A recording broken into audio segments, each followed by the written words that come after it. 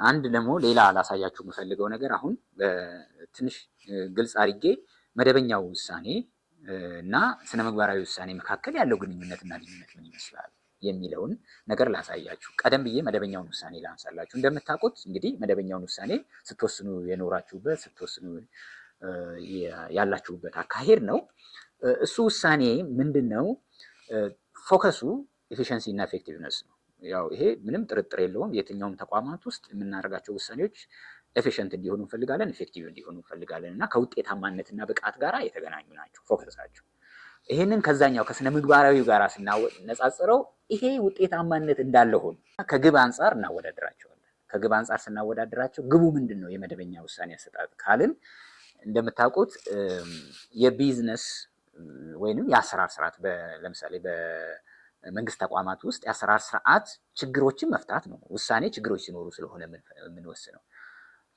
የስነ ምግባራዊ ውሳኔ አሰጣጥ ይሄን ችግር መፍታት እንዳለ ይወስድና ከዚህ በተጨማሪ ይሄን ችግር ስንፈታ ግን ችግሩ የተቋም እሴትን፣ የስነ ምግባር ደረጃዎችን እና የህዝብ እምነትን በጠበቀ ሁኔታ የተቋምን ችግር የመፍታት አሰራርን ይሰራል ማለት ነው እና አዲስ ነገር የማምጣት ሳይሆን ያለንን የውሳኔ አሰጣጥ ስርዓታችንን የማዘመን የማሳደግ የማበልጸግ ነገር እንደሆነ መወሰድ አለበት። ለምሳሌ ምንድነው ኬፒአዩ የመደበኛ ውሳኔ አሰጣጥ ወይም ውጤታማነት ማሳያው የአፈጻጸም ማሳያው ምንድነው ካልን፣ ለምሳሌ ወጪ ቆጣቢ የሆነ ጊዜ በአጭር ጊዜ ፍትሃዊነትን፣ ትክክለኛነትን እና ታማኝነትን ጨምሮ ያያል። ከግብ አንጻር ስንመለከታቸው የመደበኛ ውሳኔ አሰጣጥ ግቡ የአሰራር ስርዓት ችግሮችን መፍታት ነው። ከዚህ በፊት ለማለት እንደሞከርኩት ውሳኔዎች የሚወሰኑት ችግሮችን ለመፍታት ስለሆነ የአሰራር ስርዓቱን ችግር መፍታት መጀመሪያ ላይ የተቀመጠ ግቡ ነው።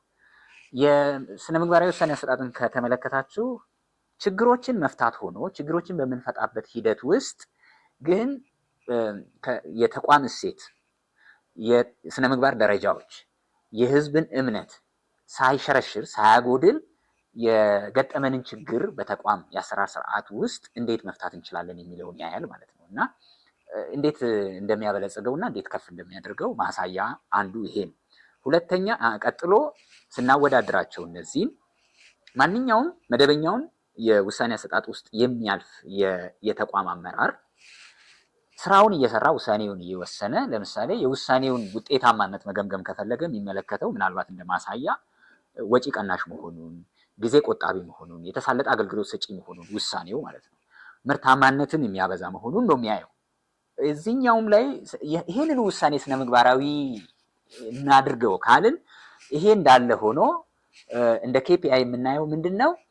ሀቀኝነት አለ ወይ በዚህ ሂደት ውስጥ? ኦኬ ወጪ ቆጣቢ ነው፣ ግን ሀቀኝነት ምን ይመስላል? ግልጽኝነት ምን ይመስላል? ፍትሃዊነቱ ምን ያህል ነው ብሎ ያያል ማለት ነው እና ማንኛውም ወጪ ቆጣቢ ውሳኔ ስነ ምግባራዊ ላይሆን ይችላል። ወጪ ቆጣቢ ነው፣ ግን ከፍትሃዊነት አንጻር፣ ከሀቀኝነት አንጻር፣ ከግልጸኝነት አንጻር በእነዚህ ሌንሶች ይታያል ማለት ነው። በፊት ጠቃሚ ናቸው ብለን የወሰናቸውን ውሳኔዎች በእነዚህ አይተን በእነዚህ ፍሬምወርክ ውስጥ አሳልፈናቸው ውሳኔዎቹን መፈጸም ነው። እነዚህን እንደ ማወዳደሪያ ነጥብ ልንወስዳቸው እንችላለን እና አንዳንድ ጥናቶች እንደሚያሳዩት ስነ ምግባራዊ ውሳኔ አሰጣጥ የተለየ ውሳኔ አሰጣጥ ሳይሆን በመደበኛው የውሳኔ አሰጣጣችን ላይ የምንጨምረው የስነ ምግባር መርሆች ናቸው። እነዚህን የስነ ምግባር መርሆች ብንጨምር ምን ጥቅም እናገኛለን? እንዴት በፊት የነበረንን ውሳኔ ከፍ ሊያደርግልን ይችላል ብለን ከጠየቅን 5 ማሳያዎችን ላነሳላችሁ ይችላሉ። የመጀመሪያው መደበኛውን ውሳኔ አሰጣጥ በስነ ምግባራዊ የውሳኔ አሰጣጥ እይታ ብንመለከተው እና በዛ መንገድ ውሳኔውን ብንወስን በጥቅም ግጭት ምክንያት ሊከሰቱ የሚችሉ ስህተቶችን በተቋማት ውስጥ እናስቀራለን። ቅድም ነግሬያችሁ ከሆነ አንድን ውሳኔ ምን ብለናል? በደረጃ ስንመለከተው ስነ ምግባራዊ ችግር አለበት ወይ ብለን ስናይ ከምናየው ችግር አንዱ የጥቅም ግጭት አለ ወይ እዛ ውስጥ ነው። እነዛን ነገሮች ክላሪፋይ እያደረግን እየለየን በደንብ እያጣራን ስለምንሄድ የጥቅም ግጭት የሚመለከቱ ጉዳዮችን አስቀድመን እናስቀራለን። የጥቅም ግጭትን ቀድመን ተከላከልን ማለት ደግሞ ከብልሹ አሰራርና ከሙስና ጋር ያሉ ችግሮችን ከመነሻቸው መቅረፍ የሚያስችለን ቱል ነው። ሁለተኛ ውሳኔያችንን ስነ ምግባራዊ አረግን ማለት የህግና የተገዥነት አደጋዎች፣ የህግ ተገዥነት ከዛ ጋር የተያያዙ ሪስኮችን እንቀንሳለን። መደበኛ ውሳኔ ባለማወቅ አንዳንዴ የግዢ መመሪያዎችን፣ የተቋም ደንቦችን፣ የጸረ ሙስና ህጎችን ጥሰን አንዳንድ ስራዎችን ልንሰራ እንችላለን። የሚያጣድፍ ስራ ነው፣ ጊዜ የለም ከሚል ኤክስኪውዝ ተነስተን ማለት ነው። እና ከስነ ምግባራዊ ሌንስ ነገሮችን እያየን ስንሄድ ትልቁ ጥቅሙ ምንድን ነው? የነዚህ አይነት የህግ ተገዥነትን ከመጀመሪያው ያረጋግጣል። አንድ ውሳኔ ህግን የሚጥስ ደንብን፣ መመሪያን፣ ስርዓትን የሚጥስ ከሆነ ውሳኔው ከመጀመሪያው ሳይወሰን እንዲቆይ ነው የሚያደርገው እና ከነዚህ ጋር ለተያያዙ ችግሮች እንዳንጋለጥ ያደርገናል። እምነትና ድርጅታዊ ዝናን ይጠብቃል። ምን ማለት ነው? እምነት ስል ደንበኞቻችን፣ ስቴክሆልደሮቻችን በተቋም ላይ ያላቸው እምነት ከፍ ይላል። በወጥነት የምንወስናቸው ውሳኔዎች ሲታዩ፣ ስነ ምግባራዊ መሆናቸውን ሲታዩ ተቋማት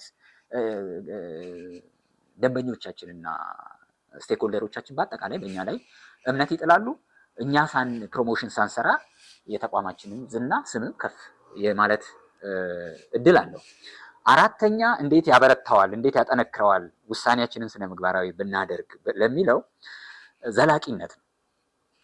ስነ ምግባራዊ ውሳኔ አሰጣጥ አንድ ትኩረት ከሚያደርግባቸው ነገሮች የአጭር ጊዜ ትርፍን፣ የአጭር ጊዜ ውጤታማነትን፣ የአጭር ጊዜ ውጤትን አይደለም ፎከስ የሚያደርገው። የአጭር ጊዜው እንዳለ ሆኖ ያ ጉዳይ ለሚመጣው ጊዜም ለሚመጣው ትውልድ ምን ያህል ሊተርፍ ይችላል፣ ምን ያህል ቋሚነትና ዘላቂነት አለው የሚለውን ነው። ብዙ ጊዜ እንደውም ስነ ምግባር ከዛሬ ጀምርና እስከ ነገ ላይ ነው ፎከስ የሚያደርገው። ከዛ አንጻር አንዳንድ የአጭር ጊዜ ውሳኔዎች ሀገራችንንም ተቋማትንም ዋጋ ሲያስከፍሉ አይተናል። የአጭር ጊዜ መፍትሄ ናቸው፣ የአጭር ጊዜ ትርፍ ናቸው፣ የአጭር ጊዜ ውጤት ናቸው። ነገ ዞር ብለን ስናያቸው እንቅፋት የሚሆኑበት፣ አሁን ላለን እቅድ ተግዳሮት የሚሆኑበት፣ እነሱን መልሶ መሻር ደግሞ ሌላ ዕዳ የሚሆንበት ሁኔታ ገጥሞ ታውቃላችሁ በሀገራችን ሁኔታ ውስጥ እና ረጅምን ጊዜ የሚመለከት ስለሆነ ከዚህ አንጻር የሚገጥመንን ችግር ይቀርፍልናል። ሌላው መጨረሻ ላይ ጠቀሜታው ከምን አንግል ነው? ውሳኔ ሰጪዎችን ራሳቸውን ይጠብቃቸዋል፣ የተቋም ኃላፊዎችን ይጠብቃቸዋል። ስነ ምግባራዊ መሆን ትርፉ ለተቋም ብቻ አይደለም፣ ለውሳኔ ሰጪውም አካል ወይም ለመሪውም ጭምር ነው እና ገና ጉዳዩን ያይና ከብልሹ አሰራር አንጻር፣ ከዲሲፕሊን አንጻር፣ ከዝና አንጻር፣ ከህጋዊ ተጠያቂነት አንጻር እነዚህን ችግሮች ሊያመጡ የሚችሉ ነገሮችን እንድንገታ እንዳንፈጽማቸው፣ ምንም ያህል አዋጭ ቢሆኑ፣ ምንም ያህል ፈጣን ቢሆኑ፣ ምንም ያህል ኤፊሽንት ቢሆኑ ወደ እነዚህ ነገሮች እንዳንገባ ስታንዳርድ ስለሆነ እነዚህ እንዳነካ ያደርገናል ማለት ነው። በአጠቃላይ መደበኛ ውሳኔ አሰጣጥ ትኩረቱ የስራ ችግሮችን መፍታት ወይም ጥሩ የስራ ውሳኔ የትኛው ነው ብሎ በደንብ ሲያይ፣ ስነ ምግባራዊ ውሳኔ ደግሞ በትክክለኛ መንገድ የሚወሰነው ውሳኔ ምንድን ነው ብሎ ስለሚያይ በመነጽር ያኛውን የበለጠ ያጎላዋል። ሰው ውሳኔያችን ስነ ምግባራዊ በሆነ ቁጥር ጠንካራ፣ ፍትሃዊ፣ አስተማማኝ ነገም ሰው ፊት ቀርበን፣ ሚዲያም ፊት ቀርበን፣ ፓርላማ ኦዲተር ፊት ቀርበን፣ ሌሎችም ጠያቂ አካላት ፊት ቀርበን በኮንፊደንስ ዲፌንድ የምናደርገው የምናብራራው ምን ኮራበትም ውሳኔ ይሆናል ማለት ነው እና ጠቀሜታው ዘርፈ ብዙ እንደሆነ ታሳቢ እንዲደረግ ነው።